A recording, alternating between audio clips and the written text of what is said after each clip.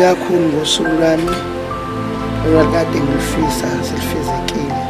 Ngibonga uNkulunkulu nje okokuqala uhambe nami kwaze kwala la ekhaya ekamncube. Sizosuka-ke la kaMncube sihambe siya kaMakhanya la ngiyoganela khona ngizokhishwa umkhongo wami sami ngaphandle. Umalume wami uyena-ke uzobe seshoko.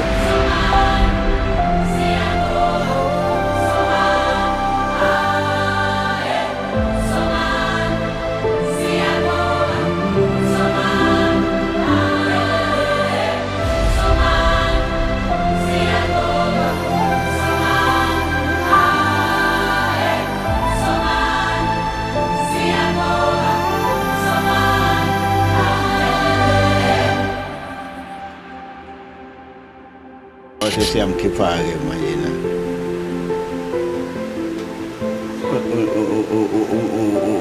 undodakazi sesimsa emzini wakhe bamakhaya. Sijabule kakhulu ngalolu suku namhlanje ngoba sizapezela iy'mfiso zethu. Wonke umuntu umzali ahlale nazo nabantu abakhe. Usuku eluhle kakhulu thina, sijabule kakhulu. Sengathi konke ngamela kahle lapha yakho emakhaya lapho emakhaya awenze ufudumale ngoba lokho okufunekayo emzini. Aziphathe kahle, akhumbule ukuthi ufumaphi ekhaya enjani, uya futhi ekhaya enjani.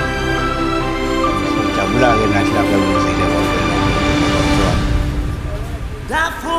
unkosikazi uhlakaniphile uyalakha ekhaya la.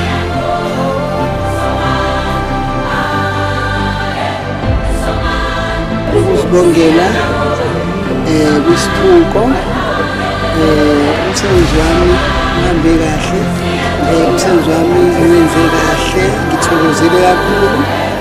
Ngibonga noBaMkhulunkulu nje ukuthi angenelele kukho konke.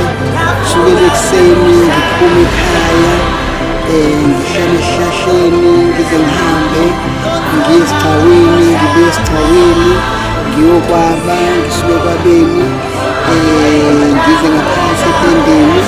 Ngiyambonga uNkulunkulu kukho konke ngoba kukho okwenzeke ngokuhlakaniphile, kepha konke kube umusa ovela kuyena.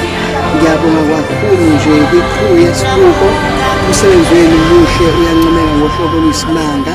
Ngithi uNkulunkulu engahlelelana nganikhulisa emsebenzini wenu enikwenze kumina nikwenze nakwabanye. Umsebenzi wenu muhle, ngiyabonga.